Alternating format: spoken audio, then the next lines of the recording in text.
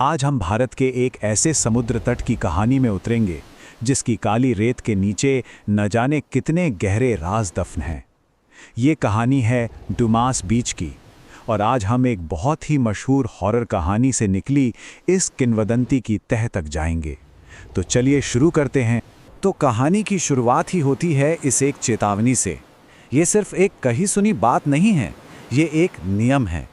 एक ऐसा नियम जिसे वहाँ के लोग सदियों से मानते आए हैं। और यही एक लाइन हमें उस खौफनाक रात के लिए तैयार करती है जो आगे आने वाली है। कहानी के सेंटर में है 5 कॉलेज के दोस्त। अपनी कैंटीन में बैठे हैं, अगली छुट्टियों का प्लान बना रहे हैं। बिल्कुल एक आम सी दोपहर, आम सी बातचीत, जो एक बिल्कुल ही असामान्य सफर की शुरुआत बनने वाली थी। एक ऐसा सफर जिसकी उन्होंने कभी कल्पना भी नहीं की थी। जब हर बार की तरह गोवा और मनाली के नाम सामने आए तो सब बोर होने लगे। तभी मयूर ने एक नया नाम सुझाया, डुमास बीच, गुजरात में, उसके अपने गांव के पास। एक ऐसी जगह जो अपनी खूबसूरती से ज्यादा अपनी डरावनी कहानियों के लिए जानी जाती थी। तो डुमास बीच का नाम सुनते ही पता है क्या हुआ? पूरा का पूरा ग्रुप बट गया।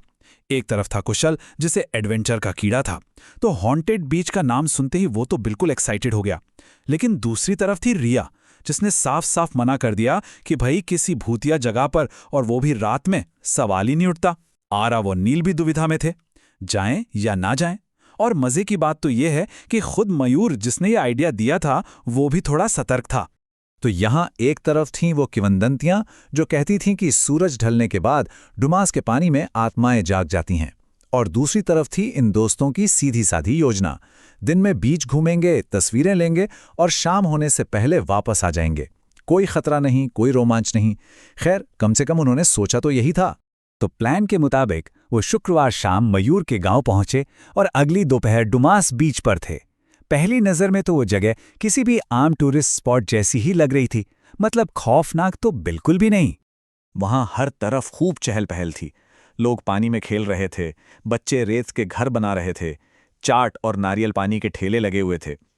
एक पल के लिए तो उन्हें लगा कि डर की सारी बातें बस अफवाहें हैं। इस शोर और भीड़ ने उन्हें एक झूठी सुरक्षा का एहसास दिलाया। और तभी माहौल बदलना शुरू होता है। जब रिया की नज़र अपने पैरों के नीचे की रेत पर पड़ी तो उसने वो सवाल पूछा जो सबके मन में था। वो रेत, वो नॉर्मल नहीं थी, वो राख की तरह काली थी। और ये पहला संकेत था कि ये जगह अपने अंदर कुछ भयानक राज छुपाए हुए है। इस पर मयूर ने वो 2 कहानियां बताईं जो उसने अपने बड़ों से सुनी थी। पहली ये कि सदियों तक ये जगह एक शमशान घाट हुआ करती थी, जहां अनगिनत लाशें जलाई गईं। और दूसरी, जो शायद और भी डरावनी थी, कि जिन अधजली लाशों को नदी में बहाया जाता था, वो बहकर इसी किनारे आ लगती थीं और यहीं रेत में दफन हो जाती थीं। वो इस बात से सिहर ही रहे थे कि एक स्थानीय बुजुर्ग उनके पास आकर रुका। उसने अपनी भाषा में कुछ कहा जिसका मतलब था, इस रेत के नीचे बहुत लोग सो रहे हैं, इसीलिए तो लोग यहाँ आते हैं। उसकी आंखों में एक अजीब सी गंभीरता थी जिसने दोस्तों के मन में बैठे डर को और भी पक्का कर दिया। इन चेतावनियों के बावजूद इंसानी फितरत है कि उत्सुकता अक्सर डर पर हावी हो जाती है। कुशल की नज़र दूर समंदर के किनारे एक टूटी फूटी वीरान इमारत पर पड़ी और उसने वहां तक चलने की जिद की, और बस यहीं से सब कुछ गलत होना शुरू हुआ। तो कहानी का सबसे अहम मोड़ यहां आता है। ग्रुप अलग हो जाता है। रिया और आरव ने आगे जाने से साफ मना कर दिया। नील कुछ दूर उनके साथ गया, लेकिन एक अनजाने डर ने उसे वापस लौटने पर मजबूर कर दिया। अब उस वीरान खंडहर की तरफ सिर्फ 2 लोग बढ़ रहे थे, कुशल और मयूर, और आसमान का रंग भी बदलना शुरू हो गया था। बस 2 लोग, भीड़ और अपने दोस्तों से मीलों दूर, एक फैलते हुए अंधेरे में, उस जगह के रहस्यों के साथ बिल्कुल अकेले। उनका यही एक फैसला उन्हें उस रात के हवाले करने वाला था। जब कुशल और मयूर उस खंडर से वापस पानी के किनारे आए, तब तक सूरज लगभग डूब चुका था, और तभी उन्हें एहसास हुआ कि वो रास्ता भटक गए हैं। अब कहानी अपने सबसे खौफनाक मोड़ पर पहुंचती है। जरा इस टाइमलाइन पर गौर कीजिए कि कैसे हालात एक के बाद एक बिगड़ते चले गए।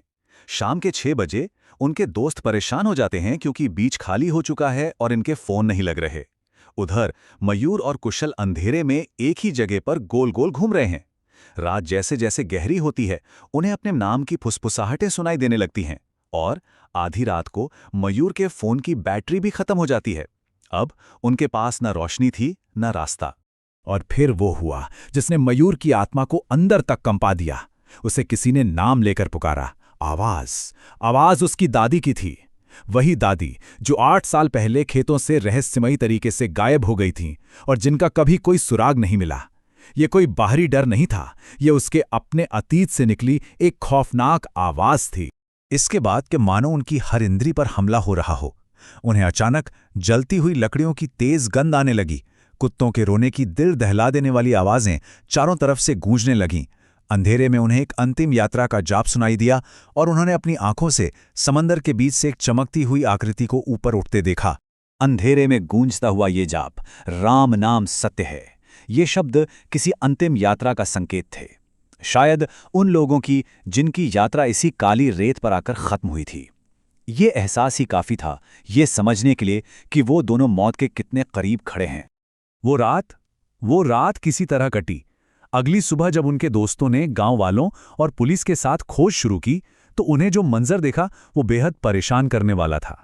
मयूर और कुशल उसी खंडहर के पास पानी के किनारे बेहोशी की हालत में मिले। उनके कपड़े भीगे हुए थे, शरीर रेत से सना था और दोनों तेज बुखार में तप रहे थे। वो जिंदा तो थे पर होश में नहीं थे। शारीरिक रूप से तो वो बच गए, लेकिन उस एक रात ने उनके दिमाग पर एक ऐसा गहरा घाव छोड़ दिया था जो शायद कभी नहीं भरेगा। इसे मनोवैज्ञानिक आघात या साइकोलॉजिकल ट्रॉमा कहते हैं, जब एक भयानक अनुभव का डर आपके जहन में हमेशा के लिए बस जाता है। उनका असली संघर्ष तो अब शुरू हुआ था। कहानी की ये आखिरी लाइन उस रात के स्थायी असर को बताती है। वो घटना खत्म हो चुकी है, लेकिन वो खौफनाक गंध, वो आवाजें आज भी मयूर की नींद में उसका पीछा करती हैं। तो ये कहानी हमें इसी एक सवाल पर छोड़ जाती है, क्या डुमास बीच जैसी जगहें वाकई अपने अतीत की यादों और आत्माओं को समेटे हुए हैं, या ये सब हमारे मन का वहम है जो अंधेरे और अकेलेपन में कहानियां गढ़ता है? शायद इसका जवाब हमेशा उस काली रेत के नीचे ही दफन रहेगा।